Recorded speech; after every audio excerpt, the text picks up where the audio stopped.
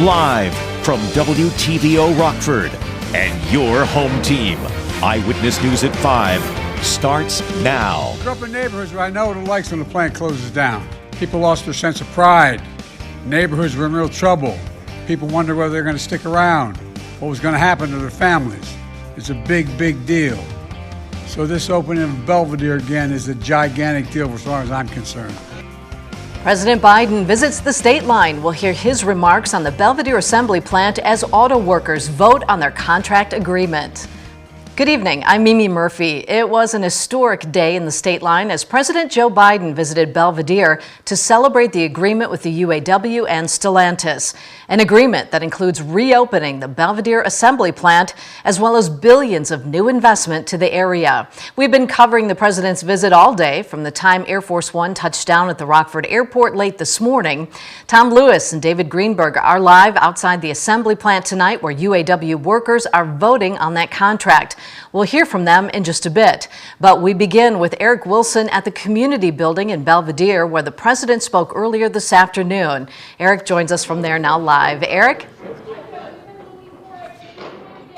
Mimi, it's really been a whirlwind day. I was going to say whirlwind day, but actually whirlwind few days. Things are slowly starting to get back to normal here at the Belvidere Community Building. Not too long ago, there's a stage with risers and curtains set up. The president was speaking, surrounded by local UAW workers. There was a large perimeter around the community building, so if you were down here and didn't realize what was going on, concrete barriers everywhere. It's kind of a big operation. In fact, there was Secret Service and police both inside and outside. Illinois State Police were here, Belvidere, Boone County, but also some Rockford police officers were here as well as part of the security detail. President Biden's motorcade from RFD arrived a little bit after noon. The room was packed with local UAW members. Their Belvidere pride was on display. Many of them had their Belvidere pride shirts on. Before the president spoke, some of those workers shared stories about how their lives were just completely turned upside down when the Belvidere assembly plant was shut down. Some of them were in tears when they relayed those stories. The friendly crowd cheered pretty loudly when local UAW President Matt Franzen introduced President Biden. He gave Biden actually a local 1268 t-shirt. The president talked about after meeting with Franzen, the administration made Belvidere a priority. Belvidere assembly plant was the beating heart of this community for nearly 6 decades, just like it was back in Delaware where I was raised. 8 months ago, the plant idled indefinitely. 1,200 of you lost jobs. When that happens, a community loses more than jobs. It loses a sense of pride, loses a sense of being, loses a sense of dignity. What do you turn and say to your kids? What do you say to one another? Everything changes. It's devastating. Meanwhile, the UAW fought like hell to get these jobs back. And now you've secured nearly $5 billion in new investment to bring thousands of jobs back to Belvidere. They'll reopen that plant assembly, build mid-sized trucks, state-of-the-art battery factory, and a parts and distribution center right here in Belvidere. Our day-long team coverage that Mimi mentioned included David Greenberg. In fact, he was here as the president made his speech. David joins us live now with reaction from some of those workers. David. Eric, as you heard from those loud cheers in the room there when President Biden was talking, the reaction was overwhelmingly positive from them. Speaking to multiple UAW members, even local UAW President Matt Franzen as well, he was saying that this is fantastic to not only be able to get the plant back, but to be able to get a brand new battery factory as well as a distribution center as well. And one of the things that really stood out to me from today's event was Franzen getting to introduce President Biden on stage, and Franzen was saying that 7 months ago he went to Chicago to go meet with President Biden, and before even any introduction, President Biden knew who he was and said, "Matt, what can we do to get Belvidere back open?" He said, simply put, we have to do this. So President Biden today seconded that story and said that he personally made calls to Stellantis executives in order to make sure that Belvidere was reopened once again. And as we've seen from today, it really is a positive sign. And the UAW members, they feel like not only is their plant back, but their city is now being put on a map at a national level. Mimi? All right, thanks, David. Now, where did reopening Belvidere fall in terms of priorities for the UAW when they were negotiating this new deal? Yeah, I think that's really an important question to ask because so many of the UAW members around the country were fighting for better wages and cost of living raises, and they maybe weren't necessarily thinking of Belvidere, but I asked UAW President Shawn Fain where that negotiation kind of fell. Was it a big priority for them? He said over the last 20 years, they've seen 65 different big three automaker plants shut down. He said it was not happening at Belvidere. Certainly good news. Thanks, David. Let's take a look at what's in that contract for Belvidere and its workers. Stellantis is investing $5 billion into the Belvidere assembly plant. The company has also agreed to hire back 1,200 workers to build a mid-size pickup truck. Another 1,300 workers will be brought on for the new battery factory. Top assembly plant workers would earn $42 an hour by 2028. The UAWs also secured the right to strike if plants are closed. UAW workers right here in the state line voted on that contract today. We expect to know the results of that vote very soon. Tom Lewis is live outside the assembly plant. Tom, what can you tell us? Mimi, the voting to ratify this deal wrapped up just moments ago at the UAW meeting hall not far from the Belvidere assembly plant. Obviously, this deal will be ratified. It's been an agonizing year for UAW Local 1268 members. They were blindsided when Stellantis decided to shut down this plant earlier this year.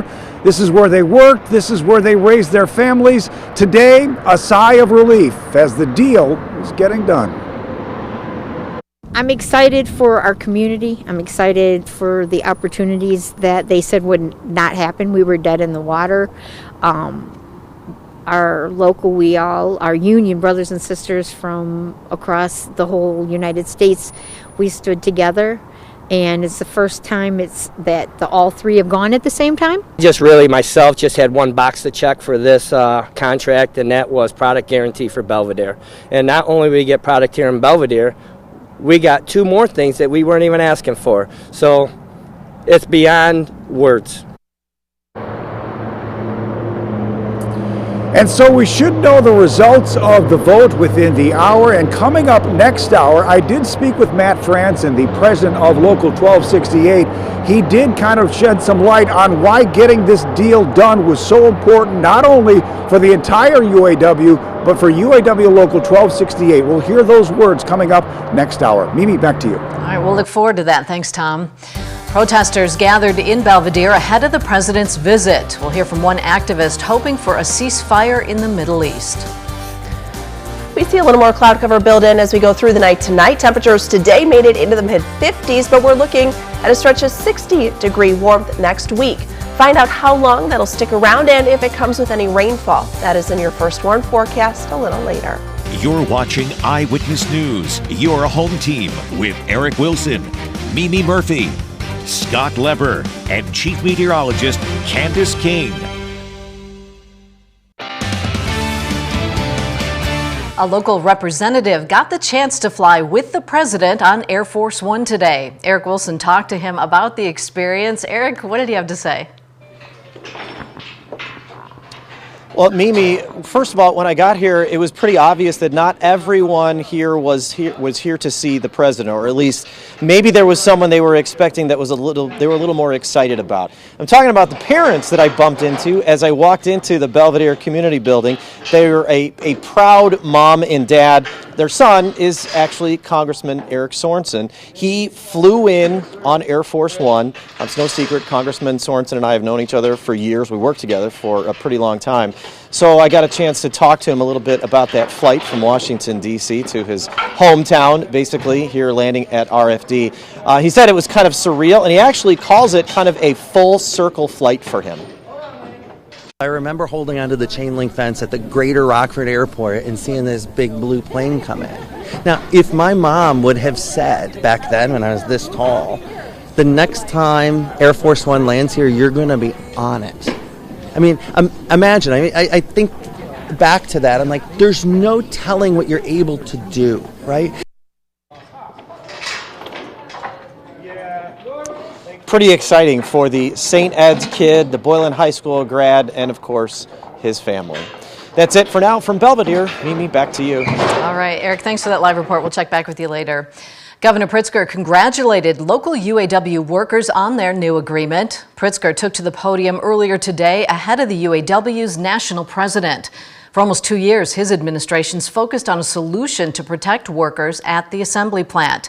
But the governor says this deal could not have been made without the hard work of the men and women on the picket line. At the forefront of it all were the men and women of organized labor. You fought for an agreement that brought it all together for working families. Higher wages, expanded benefits, and more new jobs for your children and grandchildren in a growing industry. Belvidere will see thousands of good-paying jobs and billions of dollars invested right here in Illinois. Because when our workers succeed, we all win. The governor says organized labor is helping to make Illinois the best place to live, work, and raise a family. Groups of protesters were out in Belvidere expressing their support for Palestine. President Biden was interrupted by one protester while he was at the podium. Long time.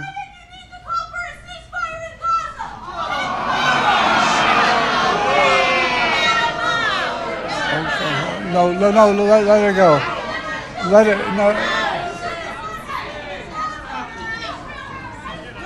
no, let it, it's okay. A local doctor hopes this act will spur some action from the federal government. We want him to hear our voice and hear us talking about ceasefire now and to stop the genocide and to stop supporting one side and be fair and don't be just supporting one side in expense of the other, and let the other people, the indigenous people of Palestine, have more suffering. This is need to stop right now, and they need to compensate them for this loss. We'll, of course, have much more from the president's visit coming up on Eyewitness News at 6. Meanwhile, it was a windy day outside with temperatures sitting near the mid-50s. Up next, Candace will tell us if things are expected to warm up next week. Now, your first warned weather forecast from Chief Meteorologist Candace King.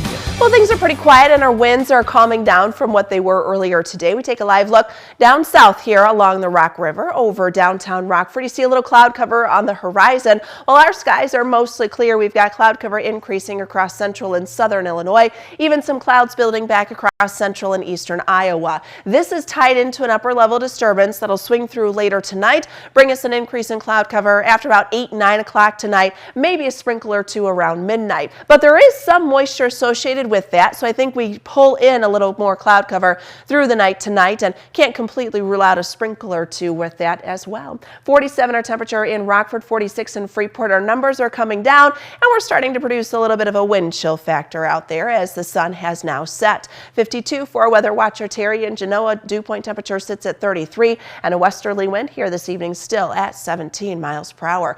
Good news, our wind speeds are coming down a bit from where they were earlier today. We had some gusts close to 35 miles per hour, so it was a bit windy, but our temperatures made it into the mid-50s this afternoon. We're down to 31 degrees for tonight underneath a mostly clear sky. We shift our wind a little more to the northwest tomorrow, and with that northerly shift, that'll bring temperatures down into the upper 40s for tomorrow afternoon. So it is going to feel a little cooler for our Friday. Here comes that cloud cover as we go through the night. Again, sprinkle or two kind of centered around 11, 12 o'clock. Clearing out after that, we'll see a return of sunshine, some clouds building back in, so a mix of sun and clouds tomorrow afternoon. Clearing out as high pressure moves in Friday night. This brings our temperatures down into the 20s in some spots for early Saturday. Saturday looks decent, little more cloud cover by Saturday night, but overall our weekend will stay dry. When we look at our overall jet stream pattern here, moving in from west to east, this is what we call zonal flow in the jet stream. This brings us near average temperatures, which should be in the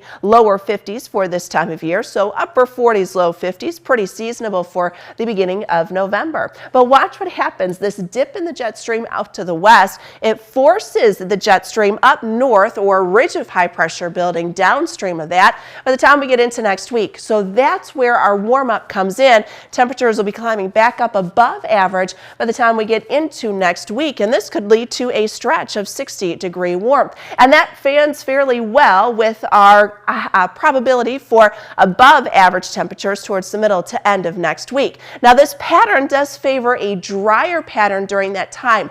But I think as we get into the week of Thanksgiving and closer to Thanksgiving, we'll start to see that change take place, and that could lead to a little more wet weather during that time as that ridge of high pressure breaks down. So 48 tomorrow, 49 on Saturday, 55 on Sunday, and then we've got the 60s returning by next week. All right, thanks, Candace. Reagan's in next with sports. The Bears are set for some more primetime football. Tonight's game preview coming up after the break.